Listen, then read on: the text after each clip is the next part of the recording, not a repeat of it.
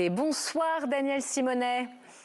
Bonsoir. Vous êtes mon invité franc-parler dans un instant pour évoquer ce livre, Face à Uber, enquête sur un scandale d'État. C'est publié chez Flammarion et c'est le fruit de votre commission d'enquête ici à l'Assemblée. Vous dénoncez d'ailleurs depuis des années le cynisme du géant américain des VTC, l'exploitation des travailleurs précaires sans protection sociale. L'invitation de Marion Becker, interview juste après.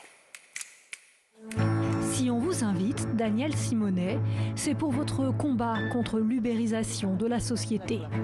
Un an après la remise de votre rapport de la commission d'enquête parlementaire relative aux révélations des Uber Files, vous publiez Face à Uber, une enquête sur un scandale d'État.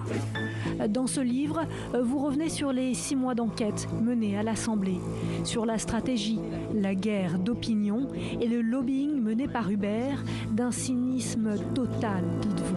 Vous aviez auditionné son PDG. Uber a tissé sa toile au sein de l'oligarchie française, dans laquelle les intérêts politiques et économiques sont trop souvent mêlés et où l'interconnaissance est forte, en dépit du caractère illégal, à bien des égards, de son activité. Vous démontrez comment Emmanuel Macron, alors ministre de l'économie, à l'insu de son gouvernement, a élaboré avec Uber une stratégie de communication commune et a fait modifier les réglementations pour permettre à Uber de s'installer. En 2022 déjà, vous interpelliez le gouvernement après une enquête du journal Le Monde. Voilà le scandale d'État Macron-Ubergate. Pour s'implanter en France, Uber, le géant américain de l'évasion fiscale, de la casse de notre modèle social, a pu s'appuyer largement sur son VRP en chef, Emmanuel Macron. Plus largement, c'est l'ubérisation de la société que vous dénoncez. Dès 2016, dans un spectacle politique, Uber, les salauds et Méso Vert. Mais qu'est-ce que tu nous prends la tête avec tes taxis ? Mais franchement, mais... Vous vous battez contre ce modèle qui tente de s'affranchir des obligations des employeurs et de la protection sociale, ce modèle qui invisibilise les salariés. Votre combat désormais, Daniel Simonet, c'est d'instaurer une présomption de salariat pour les travailleurs de ces plateformes, comme le prévoit une directive européenne. Elle n'a pas encore été transposée dans le droit français.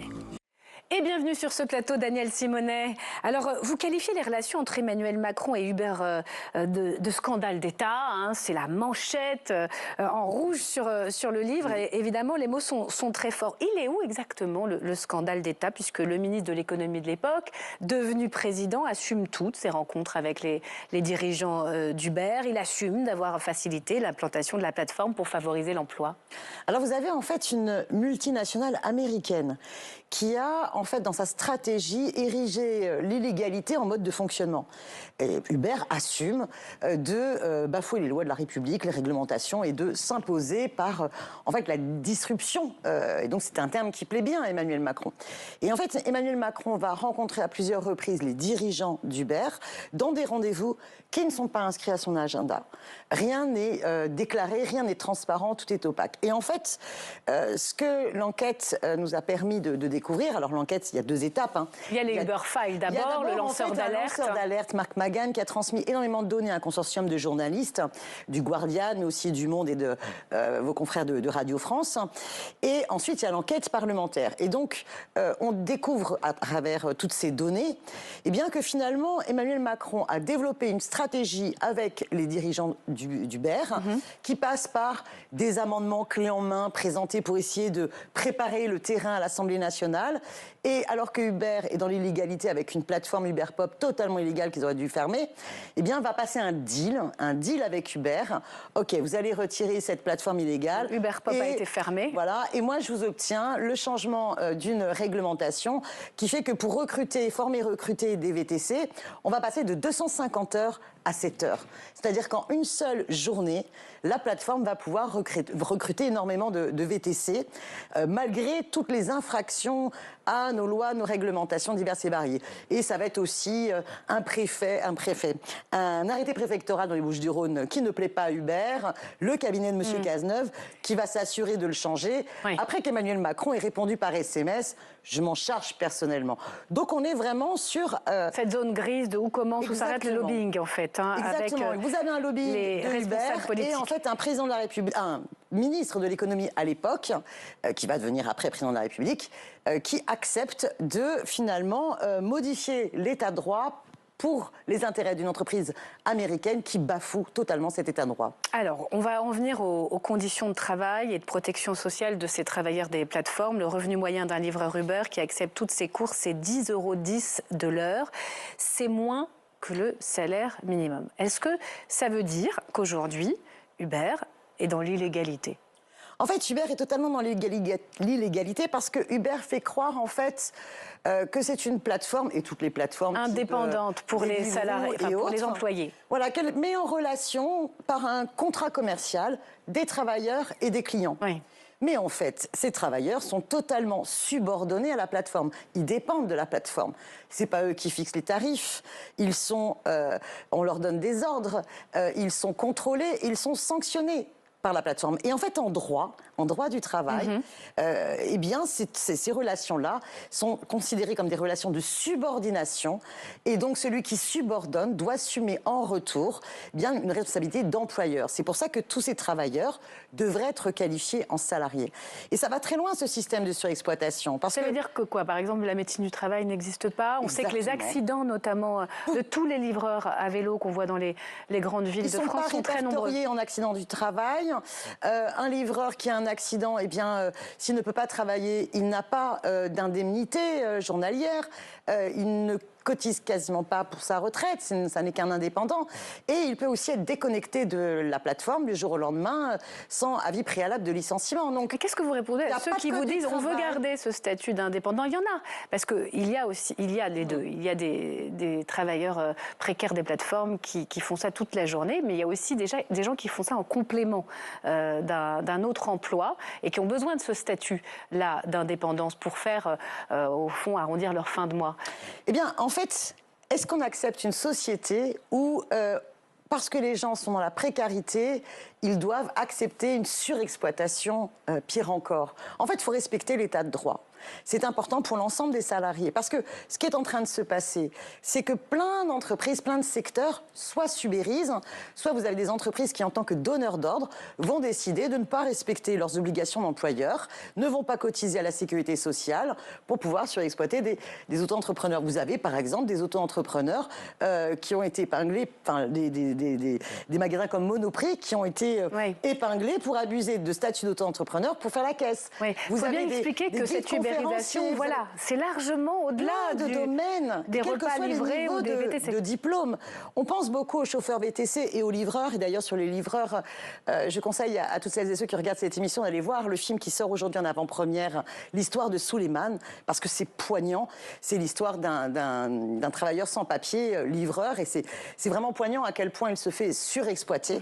Et ça parle aussi de notre système d'exploitation qui permet cela, c'est inacceptable. Aujourd'hui, il y a même des services funéraires, j'ai vu ça. Des services funéraires. Il y a, en fait, dans l'enquête parlementaire, j'ai pu user de mon pouvoir qui permet, quand vous êtes rapporteur, d'aller devant un ministère et dire c'est une enquête sur pièce et sur place. Et là, le directeur de cabinet, où qu'il soit, doit vous accueillir, le directeur du cabinet du ministre, et vous lui demandez un certain nombre de documents.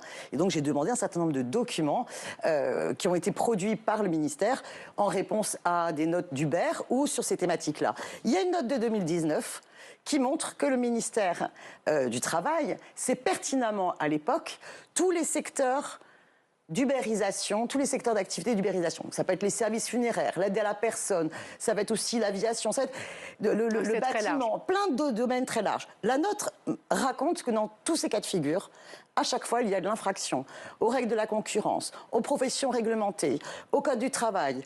Il y a aussi de l'évitement fiscal, donc de l'optimisation fiscale. Alors, et malgré tout, les gouvernements successifs jusqu'à aujourd'hui ne vont pas chercher à faire appliquer le droit. Pas de droit du travail, ça veut dire pas de protection sociale, pas de sécu, pas de droit à la retraite, pas de droit au chômage. C'était très clair.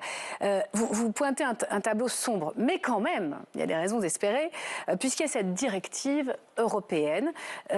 Merci l'Europe, Daniel Simonet. Pour une fois, c'est au niveau bataille des parlementaires européens que ça a bougé. Exactement. En fait, ce qui s'est passé, c'est que comme vous avez eu des recours au prud'homme dans plein de pays, États membres de l'Union européenne, eh bien l'Union européenne s'est dit, bon, ben, on va légiférer.